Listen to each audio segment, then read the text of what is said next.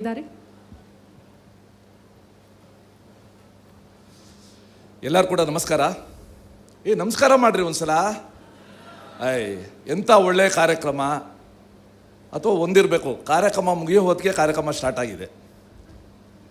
ಇವತ್ತು ಇಡೀ ನಾಡಿಗೆ ಒಂದು ಭರವಸೆ ಕೊಡುವ ಒಂದು ಕಾರ್ಯಕ್ರಮ, ನಮ್ಮೆಲ್ಲರ ವಿಶ್ವಾಸ ಹೆಚ್ಚಿಸುವ ಕಾರ್ಯಕ್ರಮವನ್ನು ಗೋವಿಂದರಾಜನಗರ ಮತ್ತು ರಾಜಾಜಿನಗರದ ಈ ಸಂಗಮ ಕ್ಷೇತ್ರದಲ್ಲಿ ರಾಜ್ಯದ ಮುಖ್ಯಮಂತ್ರಿಗಳು ಲೋಕಾರ್ಪಣೆ ಮಾಡಿರೋದು ಮತ್ತು ಶ್ರೀ ದಿನೇಶ್ ಗುಂಡೂರಾವ್ ಅವರು ಹೆಚ್ಚು ಆಸಕ್ತಿಯಿಂದ ಈ ಕಾರ್ಯ ಅನುಷ್ಠಾನಕ್ಕೆ ಬರೋಕ್ಕೆ ಮುಖ್ಯ ಕಾರಣಕರ್ತರಾಗಿರೋದು ನಮ್ಮೆಲ್ಲರಿಗೂ ಕೂಡ ಹೆಚ್ಚು ವಿಶ್ವಾಸ ತಂದಿದೆ. ರಾಜ್ಯದ ಮುಖ್ಯಮಂತ್ರಿಗಳಿಗೆ, ರಾಜ್ಯದ ಆರೋಗ್ಯ ಸಚಿವರಿಗೆ ನಾನು ಹೃತ್ಪೂರ್ವಕ ಧನ್ಯವಾದಗಳನ್ನ ಸಲ್ಲಿಸ್ತೇನೆ. ಈ ಸಮಯದಲ್ಲಿ ನನಗೆ ಆ ಹರೀಶ್ ಜ್ಞಾಪಕಕ್ಕೆ ಬರ್ತಾ ಇದ್ದಾರೆ. ಹರೀಶ್ ನಮಗೆಲ್ಲ ಗೊತ್ತಿದೆ, ನೆಲಮಂಗಲ ಹೈವೇನಲ್ಲಿ ಅವ್ರ ಮೇಲೆ ವೆಹಿಕಲ್ ಹರಿದು ಹೋಗಿ ಅವ್ರ ದೇಹ ಅರ್ಧ ತುಂಡಾದಾಗ, ನೀರಿಗೋಸ್ಕರ ಅವರು ಪರದಾಡ್ತಾ ಇದ್ದಾಗ ಸಹಾಯ ಬರ್ದೇನೆ ಎಲ್ಲ ವಿಡಿಯೋ ತಗೊಳ್ತಾ ಇದ್ರು. ಆ ಹರೀಶ್ ಸ್ಥಿತಿ ಯಾರಿಗೂ ಕೂಡ ಬರಬಾರ್ದು. ಈ ಹಿನ್ನೆಲೆಯಲ್ಲಿ 2008ನೇ ಇಸ್ವಿ ಆಗಸ್ಟಲ್ಲಿ ಏನು 1108 ಯೋಜನೆ ಪ್ರಾರಂಭ ಆಯಿತು. ಇವತ್ತು ಇಡೀ ರಾಷ್ಟ್ರದಲ್ಲೇ ಒನ್ ಆಫ್ ಇಟ್ಸ್ ಕೈಂಡ್ ಕಾರ್ಯವಾಗಿ ಇವತ್ತು ಮಾರ್ಪಾಡಾಗಿದೆ.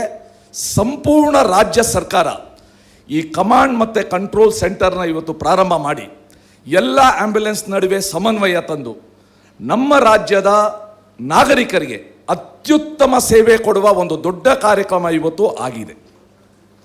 ಈ ಸಮಯದಲ್ಲಿ ನಾನು ವೈಯಕ್ತಿಕವಾಗಿ ರಾಜ್ಯದ ಮುಖ್ಯಮಂತ್ರಿಗಳಿಗೆ ಮತ್ತು ಶ್ರೀ ದಿನೇಶ್ ಗುಂಡೂರಾವ್ ಅವ್ರಿಗೆ ಒಂದು ವಿಷಯಕ್ಕೋಸ್ಕರ ಧನ್ಯವಾದಗಳನ್ನ ಹೇಳಬೇಕು. ಸರ್, KGF ಹತ್ರ ಒಬ್ಬಳು ಹುಡುಗಿ ಕುಸುಮ ಅಂತ, ಆ ಹುಡುಗಿ SLC ಓದ್ತಾ ಇದ್ಲು. ಸ್ಕೂಲ್ಗೆ ಹೋಗುವಾಗ ಯಾವುದೋ ಟ್ರ್ಯಾಕ್ಟರ್ ಬಂದು ಹೊಡೆದ್ಬಿಡ್ತು. ಅವರಪ್ಪ ಬಡ ರೈತ, 1.5 ಎಕರೆ ಜಮೀನು. ಆ ತಂದೆಗೆ ಏನು ಮಾಡಬೇಕು ಅಂತ ಗೊತ್ತಾಗಲಿಲ್ಲ. KGFಗೆ ಹೋದರು, ಕೋಲಾರ ಡಿಸ್ಟ್ರಿಕ್ಟ್ ಆಸ್ಪತ್ರೆಗೆ ಹೋದರು, ಜಾಲಪ್ಪ ಆಸ್ಪತ್ರೆಗೆ ಹೋದರು, ಎಲ್ಲೂ ಟ್ರೀಟ್ಮೆಂಟ್ ಸಿಗಲಿಲ್ಲ. ಕೊನೆಗೆ ಬೆಂಗಳೂರು ಬಂದು ವೈಟ್ ಫೀಲ್ಡಲ್ಲಿ ಹತ್ರ ಯಾವುದೋ ಒಂದು ಖಾಸಗಿ ಆಸ್ಪತ್ರೆಗೆ ಹೋದರು. ತುಂಬ ತಡ ಆಗೋಗ್ಬಿಟ್ಟಿತ್ತು. SSLC ಓದ್ತಾ ಇದ್ದ 14 ವರ್ಷದ ಹುಡುಗಿ, ಅವಳನ್ನ ತೊಡೆವರೆಗೂ ಕಾಲು ಕಟ್ ಮಾಡಿಬಿಟ್ರು. ನನಗಿದು ಹೇಗೆ ಗೊತ್ತಾಯಿತು ಅಂದರೆ, ಆ ಹುಡುಗಿ ಆ್ಯಂಬ್ಯುಲೆನ್ಸಲ್ಲಿ ಬಂದು SLC ಎಕ್ಸಾಮ್ ಬರೆದ್ಲು. ಆ್ಯಂಬ್ಯುಲೆನ್ಸಲ್ಲಿ ಬಂದು SLC ಎಕ್ಸಾಮ್. ಅದು ಕೇಳಿ ನಿಜವಲ್ಲೂ ಕೂಡ ನನಗೆ ಆ ಹುಡುಗಿ ಬಗ್ಗೆ ಹೆಮ್ಮೆ ಬಂತು. ಆ ಹುಡುಗಿ ಮನೆಗೆ ಹೋಗಿ ನಾನು ಮಾತಾಡಿ, ನಿನಗೊಂದು ಕೃತಕ ಕಾಲು ಕೊಡಿಸ್ತೀನಿ, ನಿನ್ನ ಕಾಲ ಮೇಲೆ ನಿಂತ್ಕೊಳ್ಳೋಂಗೆ ನಾನು ಮಾಡ್ತೀನಿ ಅಂತ ಧೈರ್ಯ ಕೊಟ್ಟು ಬಂದೆ. ಇತ್ತೀಚೆಗೆ ಒಂದು 20 ದಿವಸದ ಹಿಂದೆ ಆ ಹುಡುಗಿಗೆ ಮತ್ತೆ ಇನ್ಫೆಕ್ಷನ್ ಆಗಿ ಮತ್ತೆ ಅದೇ ಆಸ್ಪತ್ರೆಗೆ ಸೇರಿಸಿದ್ರು ಮುಖ್ಯಮಂತ್ರಿಗಳೇ. 5 ದಿವಸ ಆ ಆಸ್ಪತ್ರೆಯವರು ಅವ್ರ ತಂದೆಗೆ ರನ್ನಿಂಗ್ ಬಿಲ್ ಅಂತ ಕೊಟ್ಟರು. ಫೈನಲ್ ಬಿಲ್ ಅಲ್ಲ, ರನ್ನಿಂಗ್ ಬಿಲ್ 5.5 ಲಕ್ಷ. ಆ ತಂದೆ ಹತಾಶನಾಗಿ, ಸರ್ ದಯವಿಟ್ಟು ನನ್ನ ಕಿಡ್ನಿ ತೊಗೊಂಬಿಡಿ, ನನ್ನ ಹತ್ರ ದುಡ್ಡಿಲ್ಲ ಅಂತಂದ. ಅದು ನಂಗೆ ಗೊತ್ತಾಯಿತು. ನಾನು ಆಸ್ಪತ್ರೆ ಹೋಗಿ ಮ್ಯಾನೇಜ್ಮೆಂಟ್ ಜೊತೆ ಎಲ್ಲ ಮಾತಾಡಿದೆ.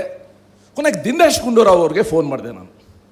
ಸರ್, ಈ ಹುಡುಗಿಗೆ ಏನಾದ್ರು ಮಾಡಬೇಕು, ಇಂಥ ಫ್ಯಾಮಿಲಿಗೆ ನಾವೇನಾರು ಮಾಡಬೇಕು ಅಂತ. ಖಂಡಿತ ನಾವು ಮಾಡೋಣ ಅಂತಂದರು.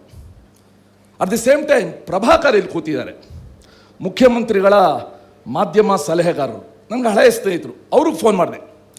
ಫೋನ್ ಮಾಡಿ ಅವರು ಇದ್ರ ಬಗ್ಗೆ ಇವರಿಬ್ಬರು ಇನಿಷಿಯೇಟಿವ್ ತಗೊಂಡು ರಾಜ್ಯದ ಮುಖ್ಯಮಂತ್ರಿಗಳ ಕಚೇರಿಯಿಂದ ಆ ಆಸ್ಪತ್ರೆಗೆ ಗ್ಯಾರಂಟಿ ಕೊಟ್ಟು ಆ ಹುಡುಗಿಯ 5.5 ಲಕ್ಷ ರೂಪಾಯಿ ಬಿಲ್ಲನ್ನು ಮುಫ್ತಿ ಮಾಡಿದ್ದು ರಾಜ್ಯ ಸರ್ಕಾರದ ಸಿದ್ದರಾಮಯ್ಯನವರ, ದಿನೇಶ್ ಗುಂಡೂರಾವ್ ಅವರ, ಪ್ರಭಾಕರ್ ಅವರ ಒಂದು ದೊಡ್ಡ ಕೊಡುಗೆ. ಆ ಹುಡುಗಿ ಇವತ್ತು SSLCಯಲ್ಲಿ ಫಸ್ಟ್ ಕ್ಲಾಸಲ್ಲಿ ಪಾಸ್ ಆಗಿದ್ದಾಳೆ. ಇಷ್ಟೆಲ್ಲ ಕಷ್ಟ ಅನುಭವಿಸ್ತೋಳು. ಇವತ್ತು ಆರೋಗ್ಯದ ಬಗ್ಗೆ ನಾವು ಎಷ್ಟು ಗಮನ ಕೊಟ್ಟರೂ ಕೂಡ ಸಾಲದು. ಆ ಹತಾಶ ಸ್ಥಿತಿಲಿದ್ದಾರೆ.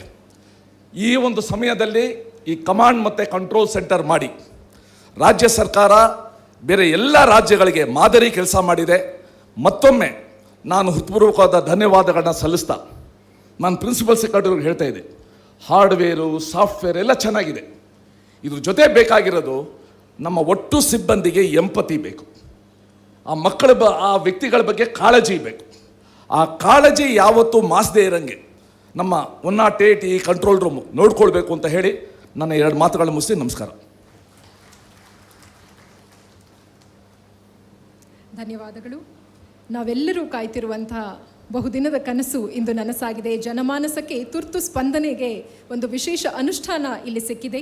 ಈಗ ಲೋಕಾರ್ಪಣಾ ನುಡಿಮುತ್ತುಗಳನ್ನು ಹಂಚಿಕೊಳ್ಳಿಕ್ಕೆ ಭಾಗ್ಯದ ಯೋಜನೆಗಳ ಪಂಚ ಗ್ಯಾರಂಟಿಗಳ ಸರದಾರ, ಅಭಿವೃದ್ಧಿಯ ಹರಿಕಾರ, 17 ಬಜೆಟ್ಗಳನ್ನು ಯಶಸ್ವಿಯಾಗಿ ಮಂಡಿಸಿರುವ ಸುದೀರ್ಘಾವಧಿಯ ಮುಖ್ಯಮಂತ್ರಿಗಳು ನಮ್ಮೊಂದಿಗಿದ್ದಾರೆ.